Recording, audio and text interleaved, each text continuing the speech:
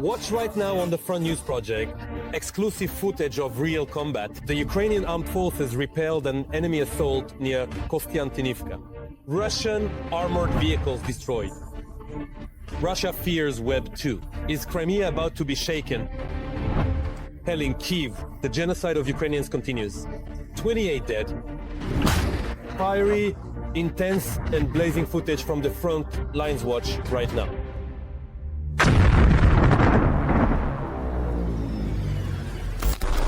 It is the fourth year of the full-scale war that Putin's Russia started on Ukrainian soil.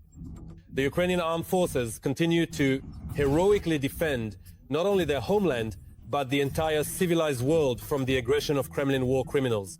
Greetings! This is Front News. I'm Volodymyr Tymoshenko. Over the next 30 minutes, you'll get the truth about the war, uncovered by our journalists from the hottest combat zones. So, are you ready? Then let's begin.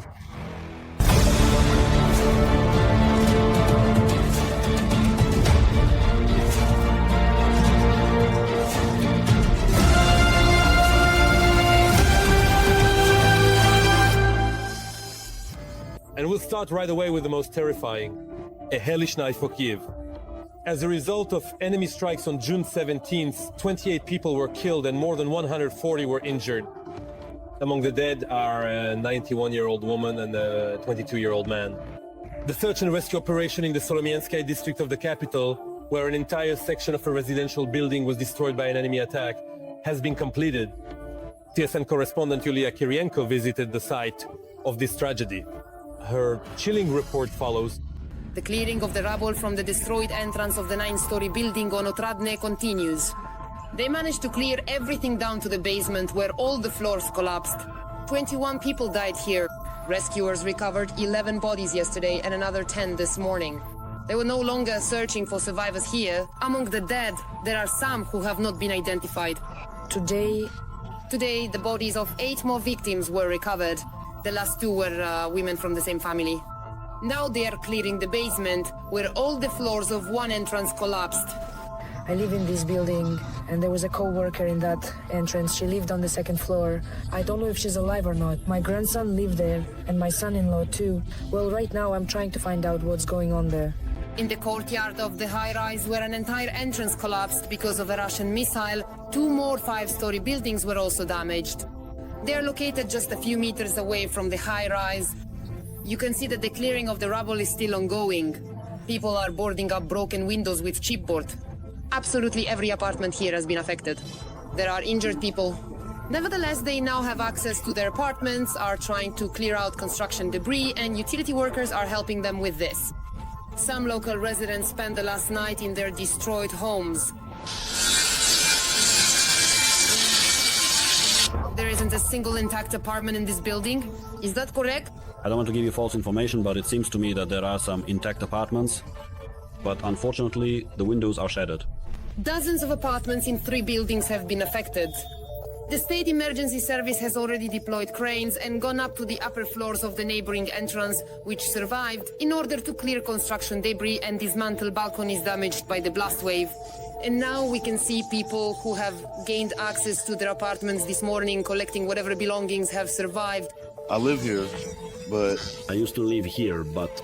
Are you helping someone? Yes, a friend. My apartment was also destroyed. Nothing good, it's a complete disaster. It's brutal. Full. Next to the site of the Russian attack, where 3 buildings were damaged, a large headquarters is operating to help local residents. Here you can have a hot coffee, eat something warm, because there is still no gas supply in the houses. People can't cook food. Electricity was only restored the day before. There is only water. You can also get psychological and medical assistance here. Medical staff are on duty here, and people are still coming to them even a day after the attack. They still need psychological and medical help. The police and investigators are working nearby, taking statements about the destruction. In the same way, people can apply for restoration and a one-time payment for the premises that were damaged. One important detail. In the building on Solomenka, where the entrance collapsed and the whole building was damaged, there is an official shelter in the first entrance, with even a sign indicating that you can hide here from a Russian attack. And on that night, almost 100 people were there, according to eyewitnesses. Because people from neighboring buildings also came here. This shelter held up Ears. Both ears got blocked. Terrifying ears blocked. The children were screaming, crying. About 100 people were in the shelter. The lights went out. Children cried. People screamed. It was a nightmare. It was such a horror. fresh flowers are already being brought to the site of the Russian attack where people died. Here is one of the bouquets on the ground next to the building where a Russian missile destroyed an entire entrance. This was one of the largest attacks by the Russian Federation on Ukraine on Kyiv in the past year.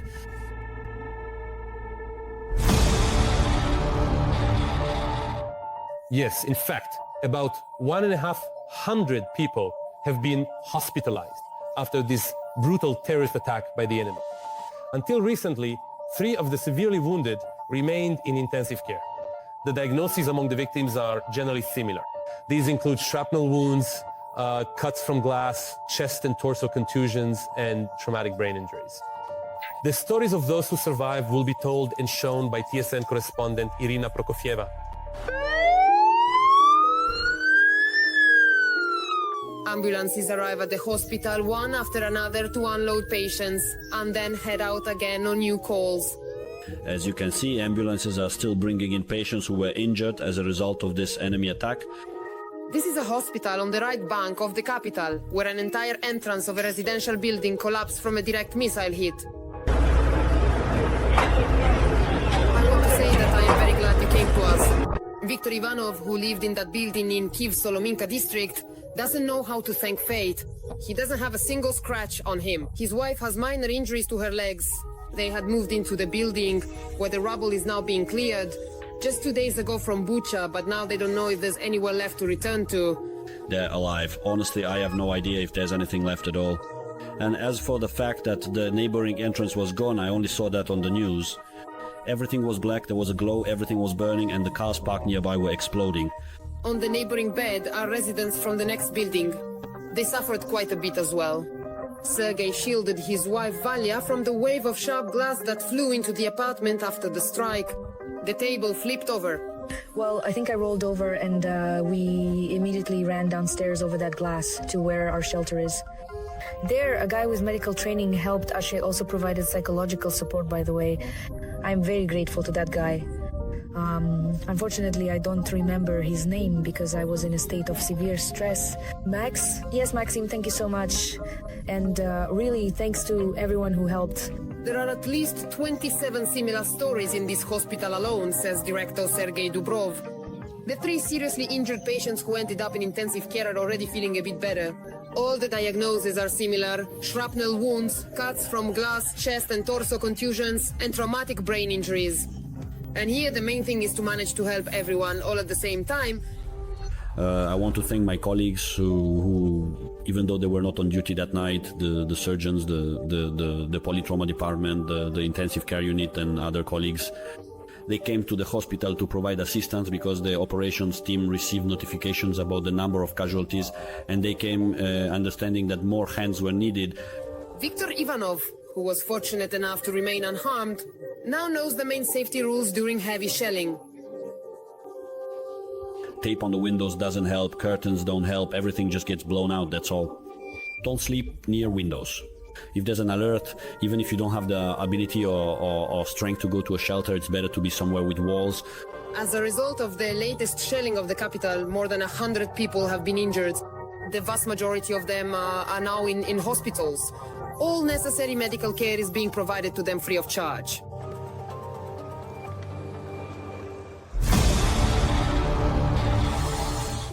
And now it's time to analyze the operational situation on the much-suffering Pokrovsk front. The enemy is becoming more ferocious here as well. On the Pokrovsk front, since the beginning of this day, Russian invaders have made 28 attempts to push Ukrainian defenders from their positions in the areas of the settlements of Poltavka Mirna, Mirolyubivka, Koptevo, Luk, Lisivka, Novosergiivka, and Orekovo. The defense forces are holding back the enemy's onslaught. The fighting continues.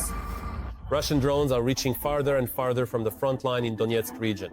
Now, swarms of drones already pose a threat to cities that are 20 and sometimes even 30 kilometers from the front line. The Russians are indiscriminately striking both military and civilian targets. For example, in Kostiantynivka, which is almost 10 kilometers from the line of contact, the occupiers are making life for the locals seem utterly impossible.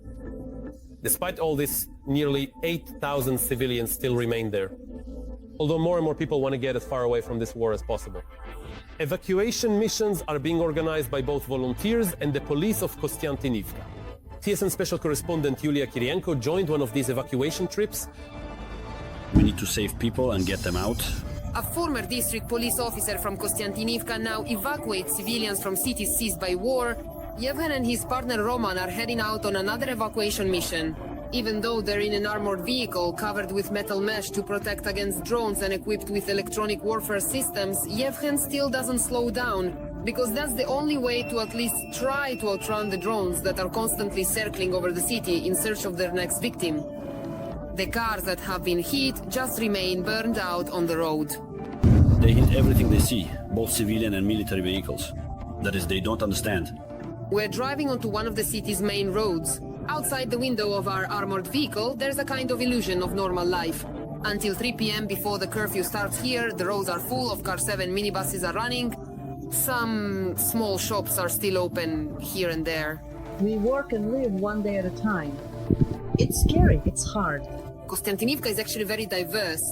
Despite the fact that the Russians are destroying everything, burning it down and constantly killing people here, you can still find some small pockets of life. For example, you can have a hot dog where the grill runs on a generator because there's no electricity in the city. Not far from the shop, there's black smoke, a fire from a recent strike. Look, you can even see it, something is burning over there right now. To the endless buzzing of a drone detector in the police car, we drive into a neighborhood that's closer to Chasiv Yar. Here it's even clearer that the front line is close. And here in the private sector, the police are already being awaited. Good day. Good afternoon. Good afternoon. Did you come for me? Raisa is almost 80. She buried her husband 2 months ago and only after that decided to evacuate. And this morning her dog died, the one she wouldn't have been able to take with her, says her neighbor Volodymyr. He came to see the woman off. Raisa's whole life fit into 3 suitcases. The police and neighbors carry them into the car. Of course I'm crying. Well, they're sending me away for good. And the house is here, it will stay. Before leaving, Raisa gives them a piece of paper with the phone number of the evacuation mission, because Volodymyr and their neighbor Alla still can't bring themselves to leave Kostiantynivka. I'm all alone. I have no one at all anywhere in Ukraine. I just can't bring myself to leave. 84 years old. If only they would just hit us right away, and that would be it. Raisa has no idea where the police will take her, but staying at home, where the sound of explosions never stops, has become impossible for her.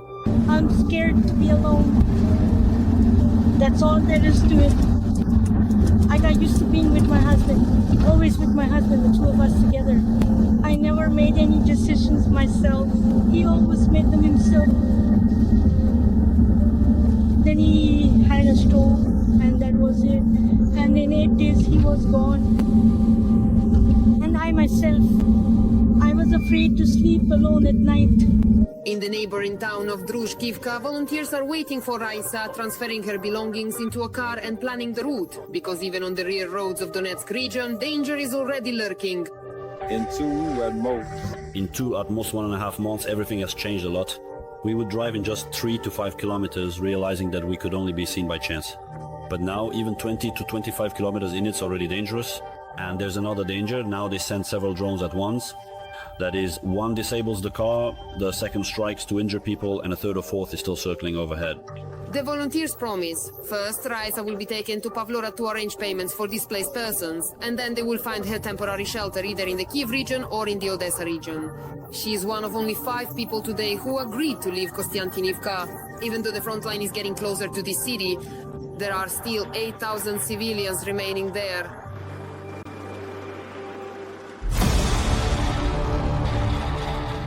And now we move to the Kramatorsk and Toretsk sectors of the front. The bloody rampage of the enemy army continues here as well. In the Kramatorsk sector, since the beginning of the day, there have been 2 clashes on near Chasiv Yar and another in the direction of Stupochki. In the Toretsk sector, the enemy tried to break through our defenses in the areas of Petrovka, Oleksandr Kaliniv, Rusiniv Yar, and towards Delivka, Bilahora, and Pretekain. the defense forces repelled 10 enemy assaults. Another 5 clashes are still ongoing. Every voice matters. Join our community, support independent journalism and help us bring you the truth from Ukraine. Become a member of Ukraine Today. Join us now. And now to another extremely important topic. The Russian army is running out of tanks. This is the conclusion reached by analysts at the Institute for the Study of War. Let me quote. According to estimates, only 46% of Russia's pre-war stock of tanks remains in storage, 42% of IFVs and 48% of APCs. At the same time, images of 8 military depots apparently indicate that Russia has depleted most of its reserves where this very armored equipment was stored. According to experts' estimates, Russia will likely exhaust its remaining stocks of tanks and armored vehicles by the end of 2025. In other words, to put it simply, the situation for Putin is catastrophic. And in fact, by the end of this year, this type of military equipment may completely disappear from the arsenal of the aggressor's army. Our journalists know all the details. Since the beginning of 2025 alone, the Ukrainian armed forces have destroyed 748 combat vehicles and 263 tanks belonging to the Russian occupiers. According to the American Institute for the Study of War, the Russian army has already used up more than half of its pre-war stock of tanks and armored vehicles. A source on social media that tracks equipment at Russian military depots using satellite images reports that Russia still has 46% of its pre-war stock of tanks, 42% of its pre-war stock of infantry fighting vehicles IFVs, and 48% of its pre-war stock of armored personnel carriers APCs. Images of 8 Russian military depots apparently show that Russia has emptied most of its vehicle storage facilities. And the social media source estimates that Russia will likely exhaust its remaining stocks of tanks and armored vehicles by the end of 2025. Russia may have additional armored vehicles and tanks in covered storage that are not visible in satellite images. The Russian Federation has significantly slowed the use of Soviet-era tanks on the front lines. Most likely, the reason is the limited numbers, as well as the occupiers' army switching to using motorcycles and all-terrain vehicles on the battlefield, since the gray zone is swarming with Ukrainian drones, for which tanks are easy prey. Russian troops have been increasingly using unarmored civilian vehicles, mainly motorcycles and all-terrain vehicles, across the entire theater of operations in Ukraine since late autumn 2024. Russia's increased use of motorcycles is an adaptation in response to widespread Ukrainian drone strikes on Russian armored vehicles and the heavy losses of armored vehicles that Russian forces suffered in late 2023 and 2024. The losses of Russian armored vehicles are unsustainable and undermine Russia's ability to wage a prolonged, high-intensity war. But it remains unclear whether Russia's increased reliance on motorcycles and buggies will be sufficient to compensate for these losses in the medium and long term. The Russian army has changed its tactics and strategy for using heavy equipment. In other words, the tactics of Russian forces in 2024, 2025 differ from those used in 2022. Why are motor vehicles being used instead of heavy armored vehicles during offensives against the positions of the Ukrainian Defense Forces? Russia's expenditures in 2025 exceeded 6% of GDP. As a result, defense industry enterprises are operating at full capacity, with existing production lines being expanded and new ones being opened. According to Western intelligence estimates, in 2021, Russia produced about 40 T-90M tanks. Now, around 300 of these tanks are being produced. All of these tanks remain in Russia and are not being sent to the front. The production of artillery pieces and ammunition will also increase by at least 20% this year. And the quality and production of drones has increased several times over. It is possible that Russia is preparing for war, not only with Ukraine, but also with Europe. That is why it is in the interest of the old world for Ukraine to destroy as much of the aggressor's military equipment as possible.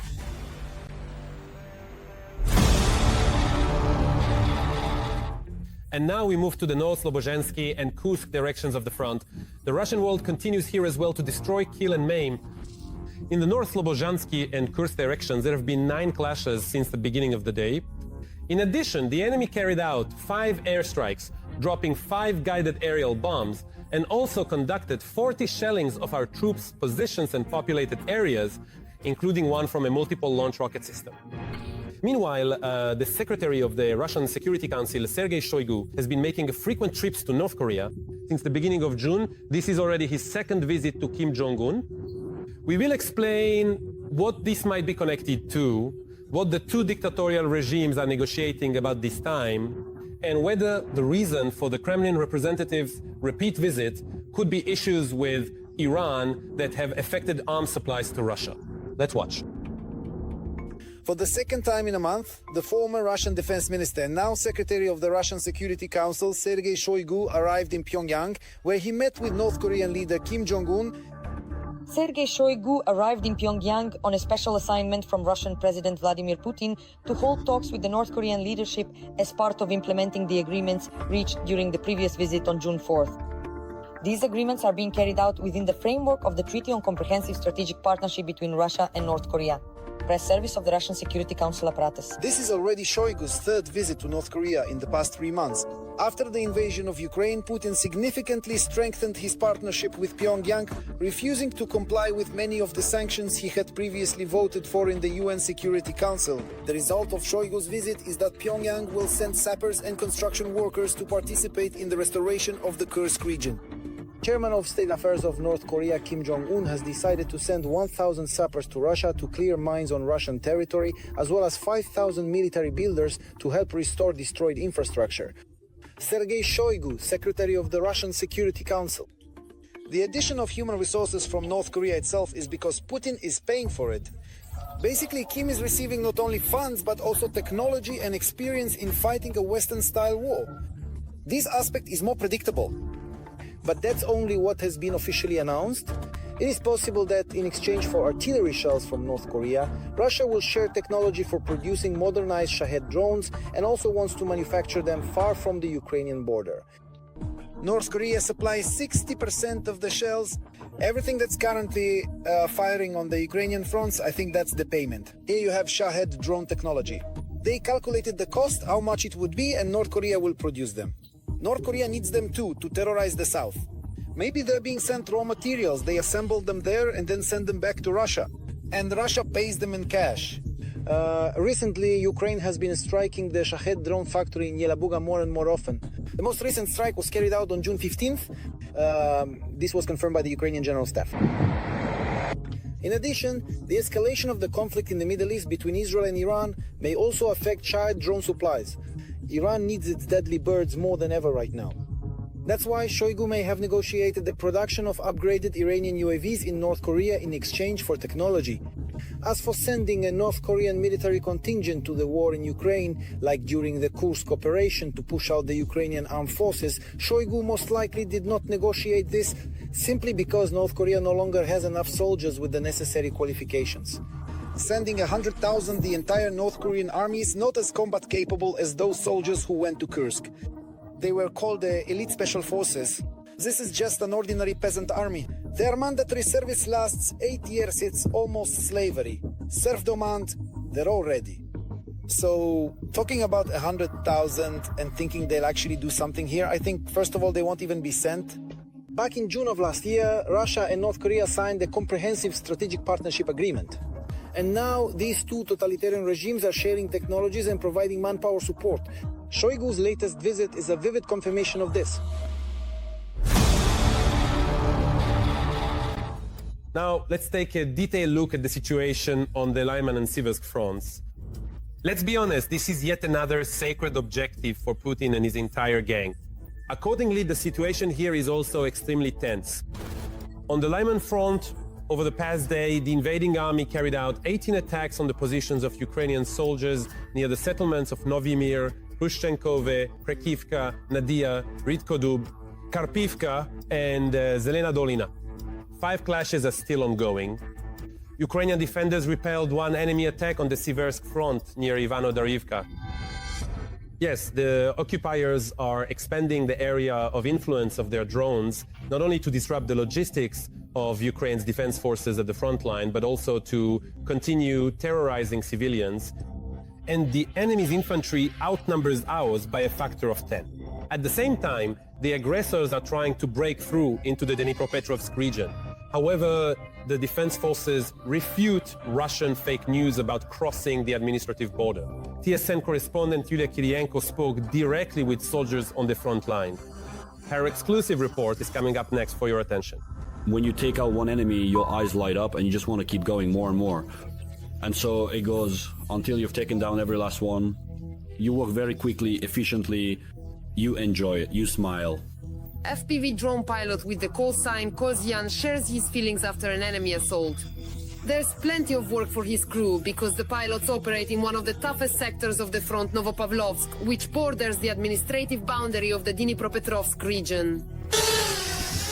In this section of the front, the Russians have brought in significant forces, the soldiers say. They launch massive assaults every day, and from different directions they can attack the same position of ours several times a day, trying to break through into the Dnipropetrovsk region. There are far more enemy soldiers than the army reports say. In the sector where the 71 Brigade is stationed, there are 10 enemy infantrymen for every one of ours. There are so many of them. I don't know how many FPVs it would take to wipe them all out.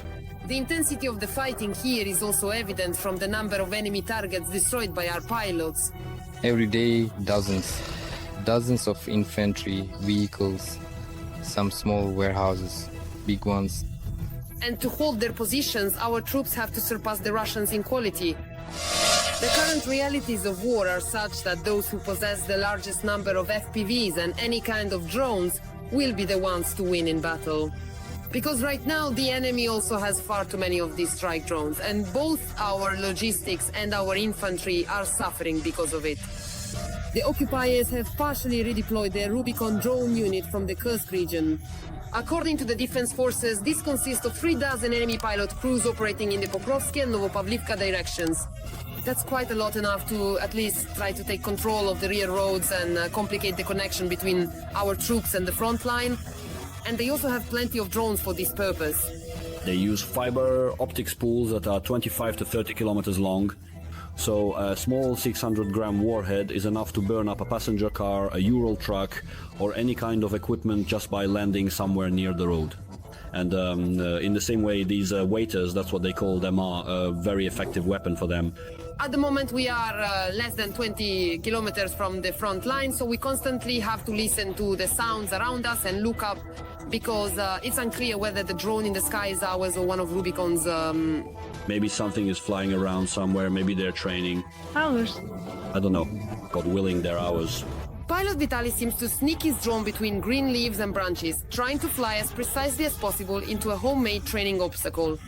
At first glance, it seems easy to fly through a small opening at different heights. But to achieve such a level of precision in flight, the fighter trained for almost a year. Ever since he signed the contract and became an FPV pilot in the Black Zaporizhians Brigade. No matter how much a Russian soldier tries to dodge around a tree, no matter how much he runs, drones are more maneuverable than a Russian soldier. He can try to run away, but he won't escape from a drone. And even though these pilots have destroyed thousands of targets, they don't skip these field trainings which look more like a dog training ground, because every time they hit the enemy, it means saving the life of one of our infantrymen. And it's precisely their FPV pilots who provide cover for them. I've already flown so many missions, I don't even know how many.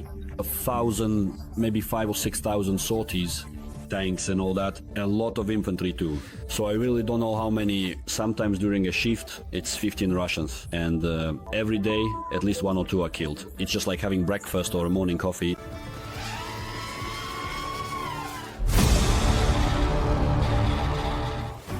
That's all for today. But very soon, Front News will bring you new unique reports from our journalists in the hottest spots of the war, gathered so that you know the truth. This was Vladimir Timoshenko with you. Take care of yourselves and your loved ones.